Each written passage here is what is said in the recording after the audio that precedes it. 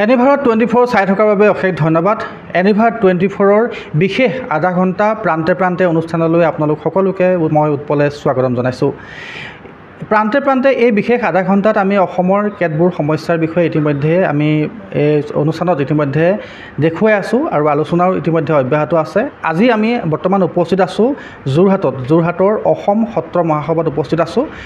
109 বছৰ পুৰণি অসম সত্ৰ মহাসভাই কি ধৰণে কাৰ্যকলাপ চলি আহিছে বা কেনেধৰণে সমাজৰ সত্ৰসমূহক একত্ৰিত কৰি সমাজৰ শিক্ষাৰ ক্ষেত্ৰত অৰ্থাৎ আধ্যাত্মিকভাৱে হওক বা সত্ৰীয়া নৃত্য গীত বাদ্য চিত্ৰকলা এই সকলোবিলাক সামৰি তেওঁলোকে এখন বিশ্ববিদ্যালয় মহাবিদ্যালয় পৰ্যন্ত তেওঁলোকে শিক্ষাৰ ক্ষেত্ৰত আগুৱাই নিয়াৰ চেষ্টা কৰিছে।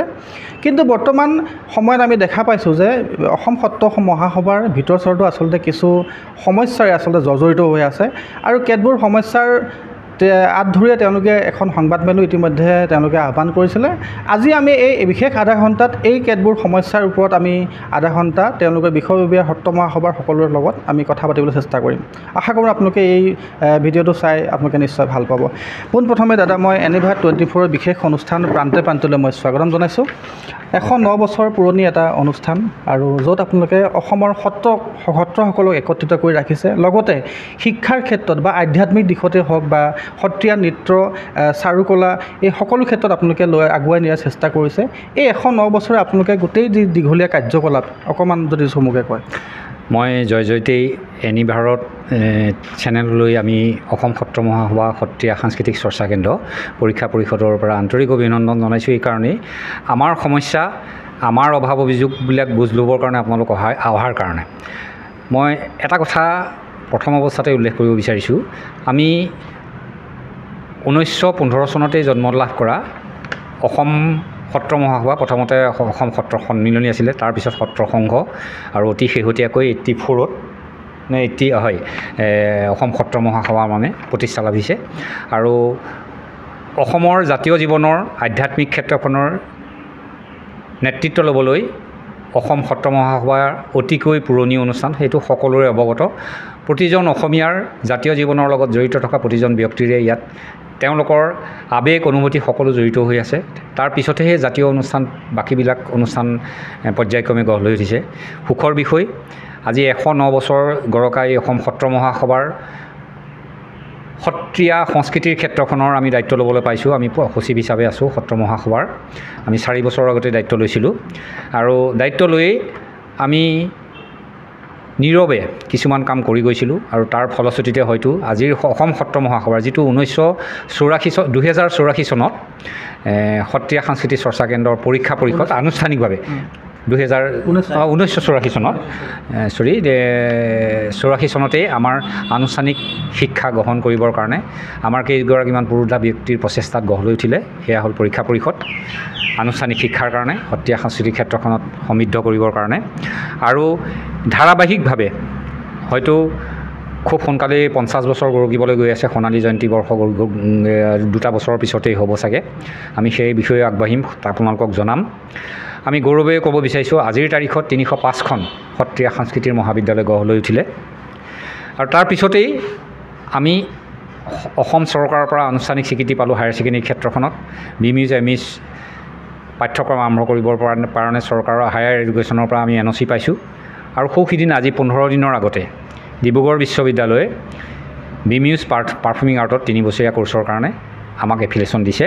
আমাক এই বছৰৰ পৰাই কোৰ্চটো আৰম্ভ কৰিবলৈ ডিব্ৰুগড় বিশ্ববিদ্যালয়ে দিছিলে, কিন্তু আমাৰ কিছুমান কাম সম্পূৰ্ণ হৈ উঠা নাই। আমাৰ ব্যক্তিগত সমস্যাহে। সেইখিনি সম্পূৰ্ণ হ'লে হয়তো এই বছৰ হ'ব, কিবা প্ৰকাৰে যদি এই বছৰ নহয় অহা বছৰৰ পৰা আমি শক্তিশালী ৰূপত BMUs MUs পাঠ্যক্ৰম আমি আৰম্ভ কৰিবলৈ ৰেডি হৈছোঁ। আৰু তৃতীয়তে আমাৰ আৰু এটা কথা আপোনালোকক এইখিনিতে উল্লেখ কৰি থওঁ যে মাজুলী সাংস্কৃতিক বিশ্ববিদ্যালয়ে আমাক BMUsৰ ছেমিষ্টাৰ কোৰ্চ আৰু ডিপ্ল'মা কোৰ্চৰ কাৰণে অনুমতি দিবৰ কাৰণে তেওঁলোকে অলৰেডি কেইবালানিও আলোচনা হৈছে। আমাৰ ডক্টৰ বসন্ত গোস্বামীৰ নেতৃত্বত উপাচাৰ্যৰ লগত আমি আলোচনা কৰিছোঁ আৰু ভাইচ চেঞ্চেলৰ ৰেজিষ্ট্ৰাৰেও আমাক এই ক্ষেত্ৰত সঁহাৰি দিছে। 2জন প্ৰগতিশীল চিন্তাধাৰাৰ লোক আৰু বিশেষকৈ সত্ৰ মহাসভাক একেলগে কাম কৰি যাম বুলি তেওঁলোকে প্ৰতিশ্ৰুতি দিছে। সেই মৰ্মে খুব সোনকালে তেখেতলোকৰ এখন গভৰ্ণমেণ্টৰ পৰা হয়তো লেটাৰ পাবলগীয়া আছে, সেইখন পালেই আমাৰ সকলো মহাবিদ্যালয় সামৰি আমি আশা ৰাখিম অসমৰ প্ৰতিজন সচেতন ব্যক্তি এই ক্ষেত্ৰত উৎসাহী হৈ আছে, আগ্ৰহী হৈ আছে। বিশ্ববিদ্যালয়ৰ সেই প্ৰক্ৰিয়াটো শেষ হ'লেই আমি আকৌ তাতো আনুষ্ঠানিক প্ৰক্ৰিয়া আৰম্ভ কৰিবলৈ সক্ষম হ'ম।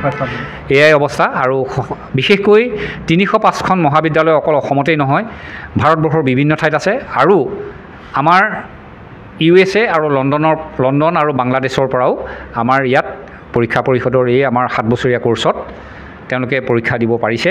আৰু আমাৰ তাত আনুষ্ঠানিক অনুষ্ঠান সেই অঞ্চলসমূহতো ভাৰতৰ বাহিৰত আমি গঢ় লৈ তুলিবৰ কাৰণে আমি এক ধাৰাবাহিকভাৱে প্ৰচেষ্টা চলাই আছোঁ। খুব সোনকালেও তাতো আমি এষ্টাব্লিছ কৰিব পাৰিম। নিশ্চয় নিশ্চয় খুব সুন্দৰ কথা বুলি ক'ব লাগিব, কিয়নো অসম সত্ৰ মহাসভাই সত্ৰসকল একত্ৰিত কৰাই নহয়, কিন্তু উঠি অহা প্ৰজন্মকো উচ্চতৰ আৰু স্নাতক ডিগ্ৰী পৰ্যন্ত তেওঁলোকে স্বীকৃতি দি তেওঁলোকে সত্ৰীয়া নৃত্য বা সত্ৰৰ যিবিলাক আচলতে তেওঁলোকৰ শ্ৰেণী, সেই শ্ৰেণীবিলাকো তেওঁলোকে আগুৱাই নিয়াৰ কাৰণে যুৱ প্ৰজন্মক কিন্তু এই ক্ষেত্ৰত আগুৱাই নিয়া দেখা পোৱা গৈছে।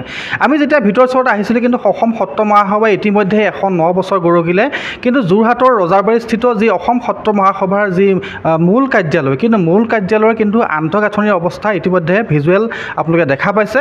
যে আন্তঃগাঁথনিৰ অৱস্থা কেনেকুৱা ধৰণৰ হ'ব লাগিছিলে এখন সত্ৰ মহাসভা য'ত 109খন আচলতে সত্ৰক আচলতে তেওঁলোকে একত্ৰিত কৰি ৰাখিছে। গতিকে সকলোখিনি কথা মই আপোনাৰ পৰা অকণমান জানিব চেষ্টা কৰিম যে 109 বছৰ পুৰণি এটি অসম সত্ৰ মহাসভা অনুষ্ঠান, য'ত বিভিন্ন সময়ত সত্ৰসকলক আপোনালোকে একত্ৰিত কৰি ৰাখিছে, লগতে উঠি অহা প্ৰজন্মসকলক মহাবিদ্যালয়ৰ জৰিয়তে উচ্চতৰ তথা স্নাতক ডিগ্ৰীও আপোনালোকে প্ৰদান কৰিছে সাংস্কৃতিক সমাজখনত।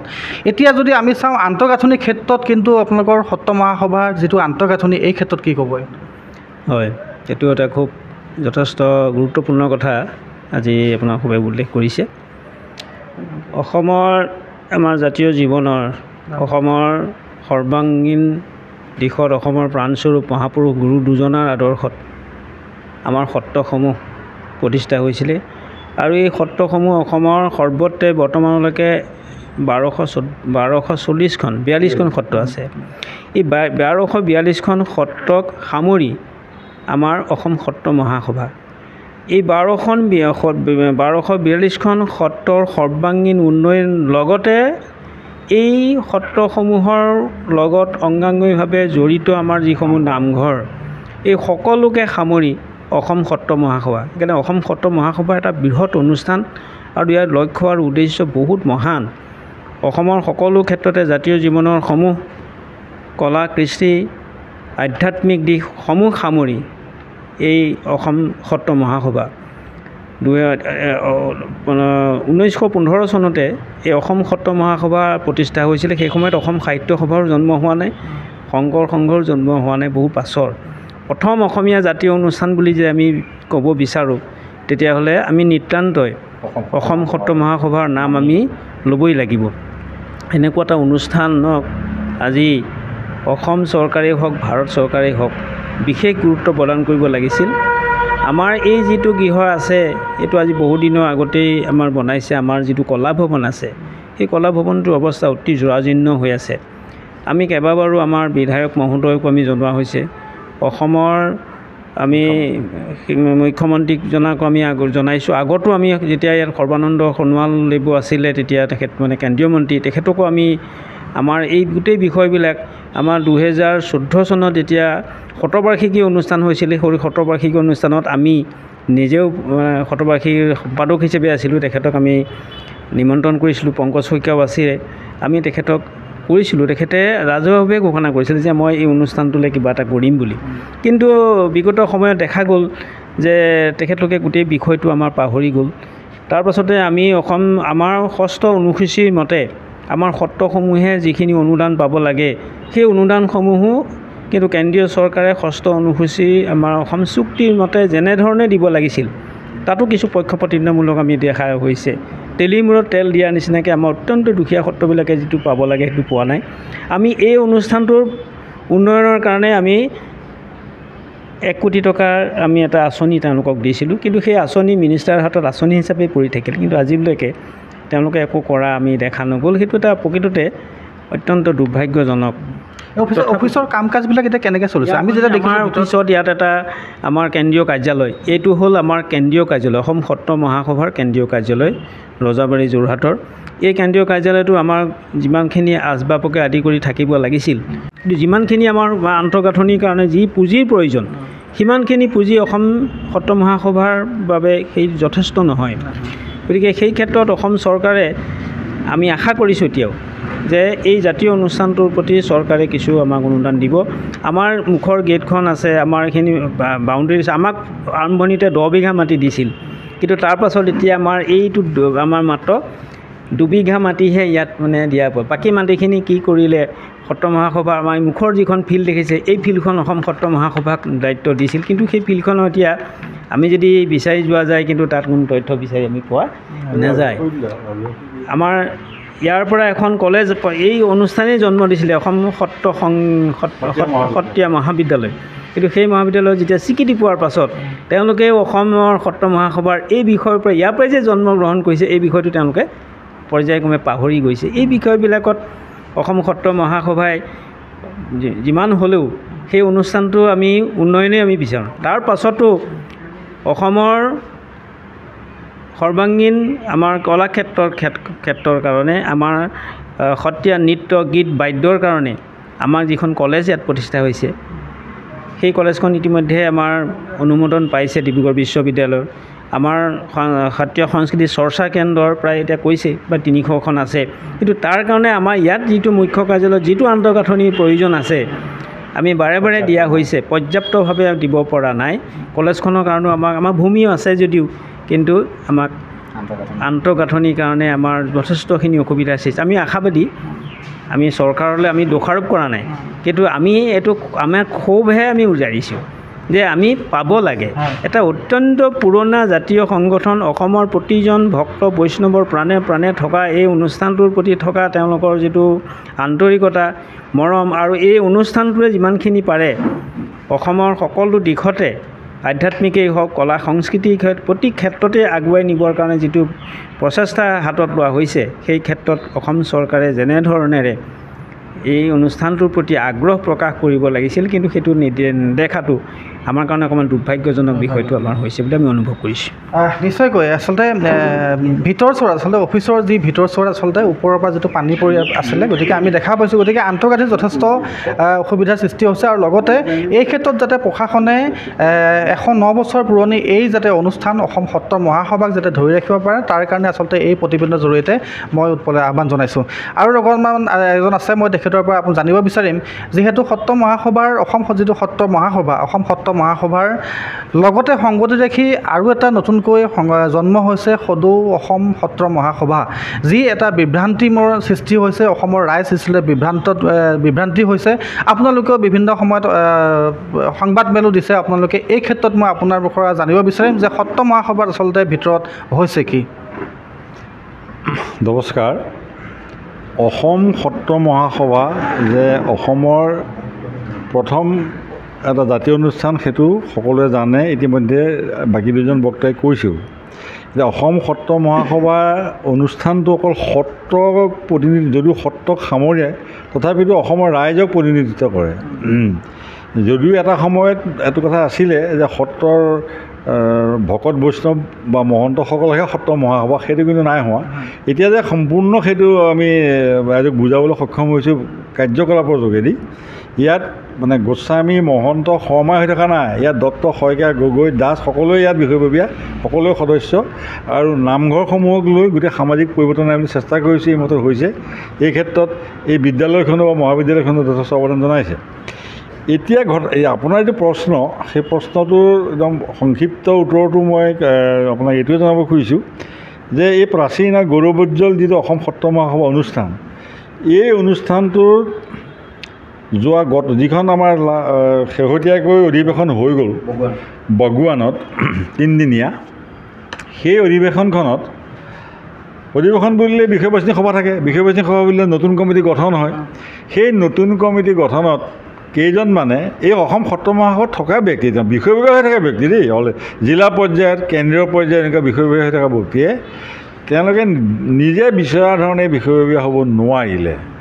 কোনোবাই সভাপতি হ'ব বিচাৰিছিলে, কোনোবাই উপ সভাপতি হ'ব বিচাৰিছিলে, কোনোবাই ৰাইজৰ নিৰ্বাচন মতেহে আমাৰ ৰাইজৰ নিৰ্বাচনতে হ'ব। তেওঁলোকে হ'ব নোৱাৰিলে, শেষত গৈ এনেকুৱা এটা পৰ্যায়ত ভোটলৈও গৈছিলে। এজনে ভোট 11টা পাইছিলেও পায়, বেছি ভোটো নাপালে সেই হাউচত থাকোঁতে। এতিয়া কথাটো তাৰে প্ৰান্তিক গোস্বামী মই নাম ল'বলৈ বাধ্য, যদি কোনো ব্যক্তিগতভাৱে কাকো তথাপি যে আনুষ্ঠানৰ খাতিৰতে উল্লেখ কৰিব লগা হৈছে। প্ৰান্তিক গোস্বামী গজৰাল সত্ৰৰ তেওঁ স্বয়ম্ভূ সত্ৰাধিকাৰ। আমাৰ মতে থকা তথ্য মতে তেওঁ তত্বাৱধানত সেই সভাখনৰ বিষয়ববীয়া হ'বলৈ নোপোৱা কেইজনমান লিমিটেড ব্যক্তিয়ে আহি সভাস্থলীয়ে ত্যাগ কৰিছে। তেওঁলোকে আহি পেলাই কলিয়াবৰত সমবেত হৈ কেইদিনমানৰ পিছত বোকাখাটত কেইজনমান মানুহ গোটাই লৈ সদৌ অসম সত্ৰ মহাসভা বুলি এখন সংগঠনৰ জন্ম দিলে। সংগঠনটো জন্ম দিয়াৰ ক্ষেত্ৰত তেনেকুৱা ৰাজহুৱা স্বীকৃতি আছে নাই আমাৰ সন্দেহজনক, নাই বুলি ভাবোঁ। কিন্তু আইনমতে বিধিমতে কোনোবা সংগঠন বনাব পাৰে, 7টা মানুহ গোট খাই এখন সংগঠন খুলিব পাৰে, এইটো আইনেই আছে। কিন্তু তেওঁলোকে যে অতি দুৰ্ভাগ্যজনক কথা, এই অসম সত্ৰ মহাসভা এই নামটোৰ আগত সদৌটো লগাই সদৌ অসম সত্ৰ মহা পাতিলে। আৰু পাতি লৈ এই অসম সত্ৰ মহাসভাক ৰাইজৰ আগত যথেষ্ট বেমেজালিৰ সৃষ্টি কৰিছে, বিভ্ৰান্তিৰ সৃষ্টি কৰিছে। পৰিচয় দিলে অসম সত্ৰ মহাসভা বুলি দিয়ে, পইচা তুলিবলৈ যাওঁতে অসম সত্ৰ মহাসভা বুলি দিয়ে। এতিয়া আমি তেওঁলোকৰ অত্যাচাৰ বা তেওঁলোকৰ প্ৰবঞ্চনাবোৰ সহ্য কৰি আহিছোঁ। বাতৰি কাকতত প্ৰতিবাদ জনাই আহিছে আমাৰ কেন্দ্ৰীয় সমিতিৰ তৰফৰ ফালৰ পৰা বুজাবুজিৰ কাৰণে। কিন্তু শেহতীয়াকৈ যোৱা 4 জুলাই তাৰিখে গুৱাহাটীত এটা অনুষ্ঠান পাতিলে। সেইটো দুৰ্ভাগ্যজনক, সেইটো বন্ধন। সেই অনুষ্ঠানটো আকৌ অসম সত্ৰ মহাসভাৰ নিজা অনুষ্ঠান আছিলে, 2000 চনত পাতি আহিছিলে। তেওঁলোকে সেইটোও নকল কৰিলে, বাকীবোৰ নকল কৰিছেই। সেই সেতু বন্ধনটো তাত পাতি সেতু বন্ধন অনুষ্ঠানটোত অসমৰ মহামান্য মান্য ৰাজ্যপালকো মাতি আনিলে। সেই অসম সত্ৰ মহাসভাৰ চিনাকি দিয়ে মাতি আনিছে। কিন্তু সদৌ অসমটো পিছৰ কথা। এই সদৌ অসম সত্ৰ মহাসন 2023 চনৰ মাৰ্চ মাহৰ শেষৰ সপ্তাহত গঠিত হৈছে বোকাখাটত। আৰু আমাৰ অসম সত্ৰ মহাসভাই এখন অৱসৰ অতিক্ৰম কৰিছে। এতিয়া ৰাজ্যপাল তালৈ আহি তাত আশ্চৰ্যজনকভাৱে ইতিমধ্যে আপোনাৰ টিভিত প্ৰকাশ হৈছে, তাত যিটো প্ৰতীক চিহ্ন তেওঁলোকে প্ৰচাৰ কৰিছে সেইটো অসম সত্ৰ মহাসভা। মানে অসম সত্ৰ মহাসভাৰ প্ৰতীক চিহ্ন পঞ্জীয়ন ব্যৱহাৰ কৰি তেওঁলোকে সদৌ অসম সত্ৰ মহাসভাৰ নামত সভা কৰি বাতৰি কাকতত আকৌ অসম সত্ৰ মহাসভা বুলি বাতৰিবোৰ ওলালে। সেইখিনিতে আমাৰ প্ৰতিক্ৰিয়া হৈছে। আৰু প্ৰতিক্ৰিয়াৰ কাৰণে অসমৰ বিভিন্ন জেগাত প্ৰতিবাদ হৈছে, বিভিন্ন জেগাত সংবাদ মেল পাতিছে। আৰু সংগতি ৰাখে যে আমি যোৱাটো সংবাদ মেলত অলপ দেৰি আগতে কথাখিনি জনাইছোঁ। আপোনালোকে আজি আমাক মুখ্য কাৰ্যালয়লৈ অহাৰ বাবে ধন্যবাদ জনাইছোঁ আৰু এবাৰ। এতিয়া কথাটো হৈছে কি, আমাৰ আপত্তিটো যে সংগঠন খোলক। কেতিয়া খুলিছে? 2023 চনৰ মাৰ্চ মাহত শেষৰ সপ্তাহত আমি সিমানলৈ ক'লোঁ বোকাখাটত। এতিয়া তেওঁলোকে সংগঠন খুলিছে আমাৰ নামটো লৈ, অসম সত্ৰ মহাসভাৰ আগত সৰু লগাইছে। এতিয়া সেইটো কিমান দূৰ আইনসংগত সেইটো পিছত হ'ব, বা এইটো আমি চিন্তা কৰিছোঁ যে তেওঁলোকে খুলিছে অসম, যদি ইমান মন আছে ক'ত কিবা কৰিবৰ কাৰণে অসমৰ সত্ৰীয়া সমাজক উন্নতি কৰিবৰ কাৰণে বেলেগ নাম এটা দি লোৱা। অসম সত্ৰ মহাসভা কৰি আমাৰ কামবিলাকে নকল কৰি এতিয়া দুৰ্ভাগ্যজনকভাৱে আমাৰ যিখিনি বিদ্যালয় মহাবিদ্যালয়, যিটো সত্ৰীয়া সংস্কৃতি আমাৰ যিটো কেন্দ্ৰ, আমাৰ যিটো পৰিসৰ, সেইটো গোটেই তেখেতসকলে ক্লেইম কৰিছে। গুৱাহাটীত বিশ্ববিদ্যালয় আছে বুলিও ফাঁকি দিলে। সেইটো আমি কোৱাৰ কথা নহয়। যিখিনি ৰাইজে গুৱাহাটীত সেই উৎসৱটো পাতিছিলে, সেই পতা উদযাপন সমিতি যিখন ভাস্কৰ গোস্বামী আৰু টিভিত দেখিছে ৰখেশ্বৰ বৰা বুলি এজন সম্পাদক, তেওঁলোকে প্ৰতিবাদ কৰিয়েই এই প্ৰান্তিক গোস্বামীক ধুৰন্ধৰ 9টা বজাত পলাই গৈছে বুলি কৈছে। পইচা পাতি নিদিলে তেওঁলোকক। আৰু তেওঁলোকে বহুতো জেগাত অৰ্থ সংগ্ৰহ কৰিছে। ৰাইট আছে তোলাৰ, কিন্তু অসম সত্ৰ মহাসভাৰ নাম লৈ কিয়? সেইটো আমি সেইটো লজ্জিত হৈছোঁ। সদৌ কথাটো তাহাঁতে ইউজ কৰা নাই, তাত ইউজ নকৰে, নিজৰ স্বাৰ্থত ইউজ নকৰে, সদৌ নিজৰ পৰিচয়ত ইউজ কৰে। এতিয়া কেইজনমানৰ নিজস্ব কি স্বাৰ্থ নাজানো, তেওঁলোকে আগবাঢ়ি বুজাবুজি কৰা হ'লেও ভাল আছিলে। এতিয়াও আহ্বান জনাইছোঁ যে তোমালোকৰ কিবা পাৰ্চনেল কিবা আছে, ব্যক্তিগতভাৱে আছে, জনাই মেলি একেলগ হোৱাহি আহি নিজে কৰিছা।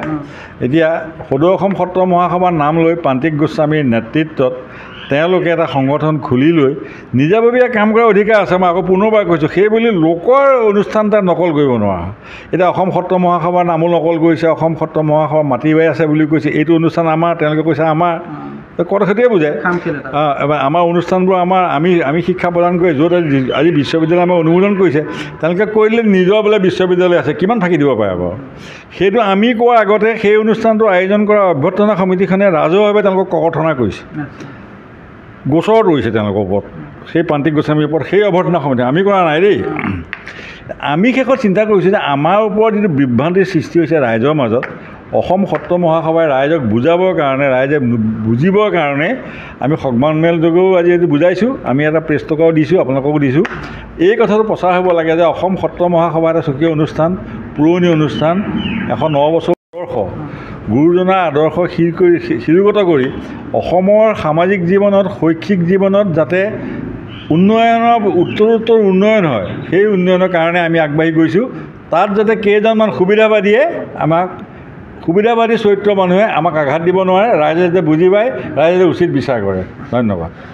নিশ্চয়কৈ এই ধৰণে আচলতে ভিতৰচোৱাত যি এক তীব্ৰ চাঞ্চল্য ইতিমধ্যে প্ৰকাশ কৰিছে, আৰু নাম আচলতে এটা 109 বছৰীয়া পুৰণি অনুষ্ঠান, অসম সত্ৰ মহাসভাৰ নাম, লগো তেওঁলোকে অপব্যৱহাৰ বুলি কোৱাৰ এটা তেওঁলোকে চেষ্টা কৰিছে। কি ক'ব আৰু শেষত? মই শেষত এটা কথা ইয়াত সংযোগ কৰিব বিচাৰিছোঁ। মানে আমাৰ যিটো 1984 চনতে যিটো আমাৰ আনুষ্ঠানিক শিক্ষাৰ কাৰণে আমাৰ সত্ৰীয়া সাংস্কৃতিক প্ৰচাৰ আৰু গৱেষণাৰ ক্ষেত্ৰখন সমৃদ্ধ কৰিবৰ কাৰণে যিসকল শিক্ষকে অসমৰ চুকে কোণে, অসমৰ বাহিৰতো আছে, নীৰৱে তেওঁলোকে চৰ্চা অব্যাহত ৰাখিছে, বিশেষকৈ নতুন প্ৰজন্মক এই ক্ষেত্ৰখনত একেবাৰে সোমোৱাই ল'বৰ কাৰণে আৰু গুৰু দুজনাৰ এই অপূৰ্ব সৃষ্টিক সকলোতে বিয়পাবৰ কাৰণে সেইসকলক মই আজি আপোনালোকৰ চেনেলৰ যোগেদি অনুৰোধ জনাম যে অসম চৰকাৰে, যিহেতু তেখেতলোকে চৰকাৰীভাৱে কৈ থকা হয় যে বিশ্বব্যাপী সত্ৰীয়া সাংস্কৃতিক প্ৰচাৰৰ ক্ষেত্ৰখন বহলাব বিচাৰিছে, কিন্তু তাৰ আগতে যদি আমাৰ নীৰৱে যিসকলে শিক্ষাদান দি আছে, শিক্ষকসকলক যদি আনুষ্ঠানিক স্বীকৃতি দি তেওঁলোকক যদি এটা মাননি দি এই অনুষ্ঠানটোৰ উন্নতি কৰিব বিচাৰিছে, তেতিয়া আমি তেখেতলোকক আমি কৃতজ্ঞতা জনাম। আৰু চৰকাৰে বিশেষকৈ এই 109 বছৰ পুৰণা অনুষ্ঠানটোৰ সৰ্বাংগীন উন্নতিৰ কাৰণে যদি ব্যৱস্থা লয়, আমি অসমৰ অকল অসম সত্ৰ মহাসভাৰ বিষয়ববীয়াসকলে নহয়, অসমৰ প্ৰতিজন জনসাধাৰণে তেওঁলোকৰ স্বাভিমান আছে, তেওঁলোকে এই জাতীয় অনুষ্ঠানটোক উজলি উঠাটো আন্তৰিকতাৰে কামনা কৰে। সেই কথাটো অসম চৰকাৰে বিবেচনা কৰি সত্ৰীয়া সংস্কৃতিৰ ক্ষেত্ৰখন সমৃদ্ধ কৰিব বুলি আমি আন্তৰিকতাৰে আশা কৰিছোঁ। ধন্যবাদ। হয়, আমি এতিয়া অনুষ্ঠান শেষৰ ফালে আহিছোঁ। দাদাই কিবা এটা ক'ম বুলি কৈছে, ইয়াৰ পৰা আচলতে অনুষ্ঠান সামৰিম।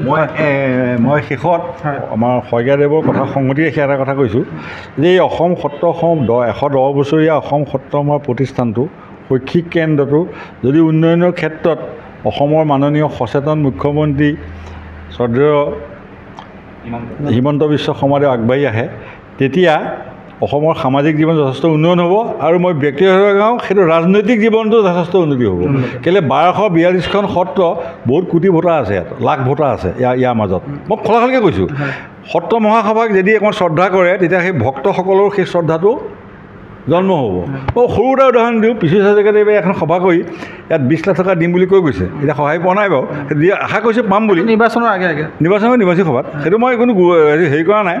সেই কথাটো মই মুখ্যমন্ত্ৰীলৈ আহ্বান জনাইছোঁ যে অসম সত্ৰ মহাসভাক অকণমান সশ্ৰদ্ধাৰে তেখেতে যদি অকণমান মানে কাটি হৈ চায়, তেতিয়াহ'লে নিশ্চয় আমি উপকৃত হ'ম। অসমৰ ৰাইজেও সন্তুষ্ট হ'ব, অসমৰ 42খন সত্ৰ হ'ব, মানে সন্তুষ্ট হ'ব। আৰু যি ধৰণেৰে 100 বছৰ সম্পূৰ্ণ হোৱা নামঘৰক 1 কোটি, বাকীবিলাকক 2.5 লাখ, 5 লাখ, 7 লাখ, 10 লাখলৈ দিছে, আমি পাইছোঁ নহয় আমাৰ গাঁৱৰ নামঘৰবিলাকত। এই নামঘৰ ভাগত এই অনুষ্ঠানটোত যদি অসম চৰকাৰৰ কিবা সদয় হয়, কেন্দ্ৰীয় চৰকাৰৰ আঁচনিখন আছেই, দিব পাৰে।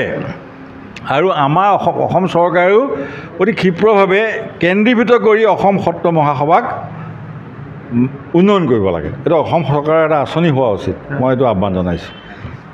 সেয়ে আছিলে এনিভাৰ 24ৰ বিশেষ আধা ঘণ্টা, য'ত প্ৰান্তে প্ৰান্তে আপোনালোকে ইতিমধ্যে আধা ঘণ্টা চালে।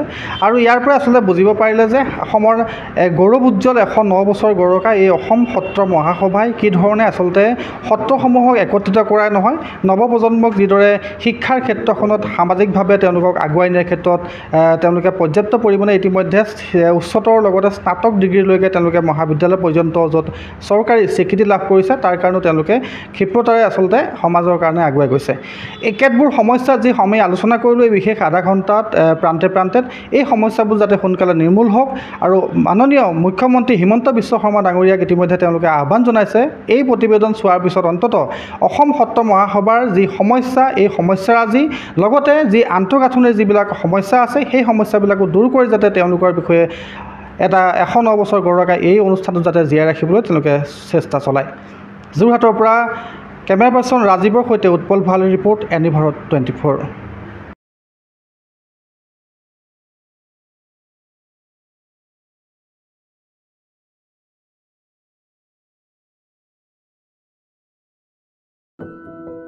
এনিভাৰত 24ৰ প্ৰথম প্ৰয়াস জুবিন গাৰ্গৰ গীতৰ প্ৰতিযোগিতা জুবিনৰ গানে কি আনে।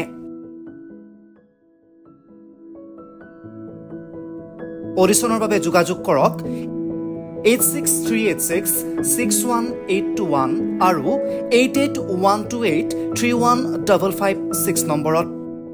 এনিভাৰত 24 উদ্যোগত এটা নতুন সংগীতৰ প্ৰতিযোগিতা আয়োজন কৰা হৈছে, য'ত মোৰ গানৰ প্ৰতিযোগিতা হ'ব। আপোনালোকে তাত প্ৰতিযোগী হিচাপে আহিবলৈ পাৰিব আৰু মোৰ ফালৰ পৰা আন্তৰিক শুভকামনা জনাইছোঁ। আৰু অনুষ্ঠানটোৰ নাম হৈছে গানে কি আনে। সকলোকে মৰম জনাইছোঁ, সকলোৱে আহক, ইয়াত অংশগ্ৰহণ কৰক। Thank you very much. Love U.